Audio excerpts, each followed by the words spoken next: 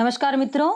अभी जो आरपीएससी ने क्या है फर्स्ट ग्रेड जो स्कूल लेक्चरर की वैकेंसी है उसका सिलेबस जारी कर दिया है।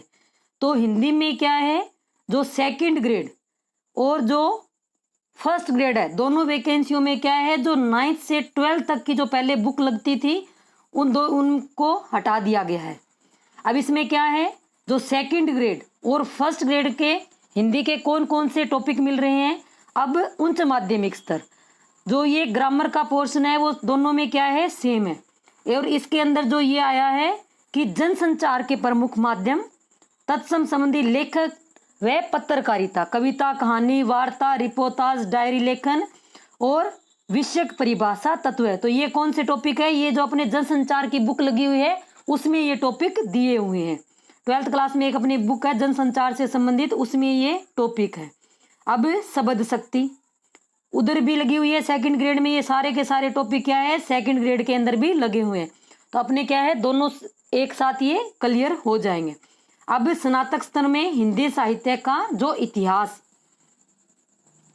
सेकंड ग्रेड में भी दिया है कि इतिहास लेखन की परंपरा प्रमुख इतिहास ग्रंथ और इतिहास लेखक हिंदी साहित्य का आरंभ काल विभाजन और नामकरण। अब आदिकाल में रचनाओं की प्रमाणिकता प्रवृत्तियां प्रमुख रचनाकार एवं रचनाओं का परिचय। अब इसमें स्पेशल चंद्रबरदाई और नरपति नालय इसमें मेंशन करके दिया है। अब भक्ति काल में संत काव्य विशेषताएं प्रमुख कवि और रचनाएं कबीर और दादू ये क्या है हमें स्पेशल पढ़ना है। सूफी संत में आ जाएगा जायसी व मंजन। राम भक्ति काव्य में क्या आ गया कि राम भक्ति काव्य में तुलसीदास कृष्ण भक्ति काव्य में सूरदास मीरा और नंददास। अब रीतिकाल से तात्पर्य क्या है रीतिबद्ध रीति सिद्ध रीति मुक्त ये सारे आ जाएंगे कि देव भूषण बिहारी और घनानंद। इनमें जो घनानंद क्या है ये रीति मुक्त कवियों में आ जाएंगे। तो ये अपने को सारे क्या है रीतिकाल भी अच्छे से करना है। अब आधुनिक काल की पूर्व पीठिका तत्कालिक परिस्थितियां हिंदी गद्य का उद्भव नव जागरण भारतेंदु समकालीन साहित्यकार। तो ये सारे इसके अंदर है। अब काव्य का विकास आ गया भारतेंदु युग द्विवेदी छायावाद प्रगतिवाद प्रयोगवाद नई कविता और प्रमुख रचनाकार। अब स्नातकोत्तर स्तर पे काव्य हेतु लक्षण और प्रयोजन रस निष्पत्ति साधारणीकरण ध्वनि सिद्धांत वक्रोक्ति।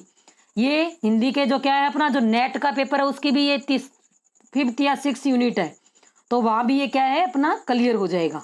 अब कबीर ग्रंथावली जिसके संपादक कौन है श्याम सुंदर दास। ये क्या है अपने सेकंड ग्रेड में भी है।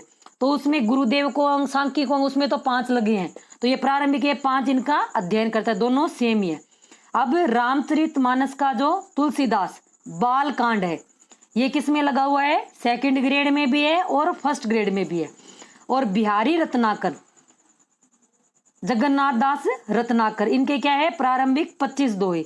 अब साकेत मैथिली शरण गुप्त का जो उसका क्या है नवंग सरंग इसमें लगाया है। अब इसमें निबंध कौन कौन से लगाए हैं कविता क्या है चिंतामणि पहला भाग रामचंद्र शुक्ल और शिरीष के फूल जो कल्पलता हजारी प्रसाद द्विवेदी अपने 12th की बुक है उसमें ये लगा हुआ है।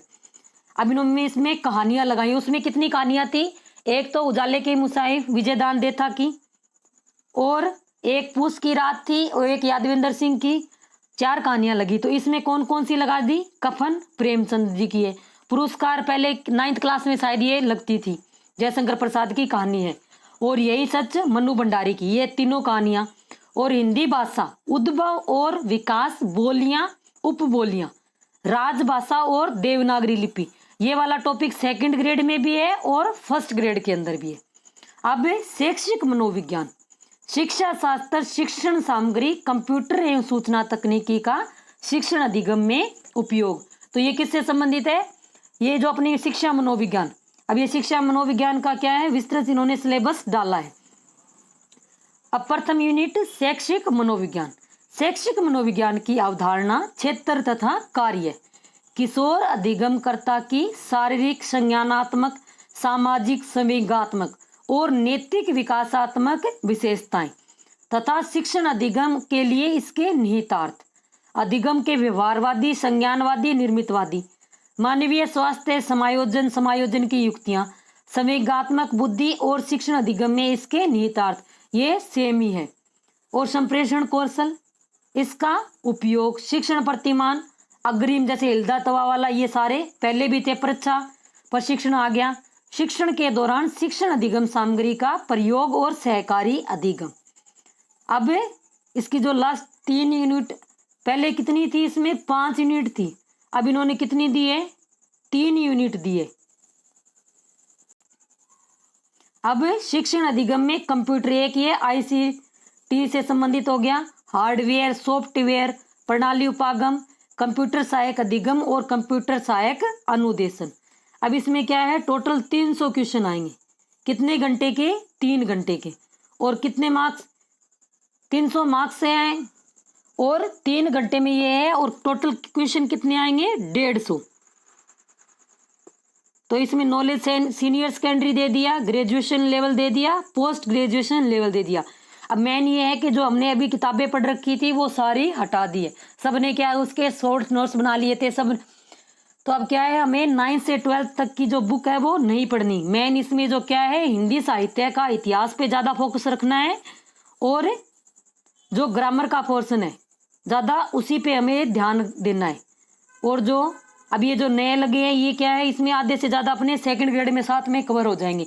जिनका रीट सेकंड ग्रेड और फर्स्ट ग्रेड में तीनों का एक सब्जेक्ट है, उनमें को क्या है, इनमें बेनिफिट है।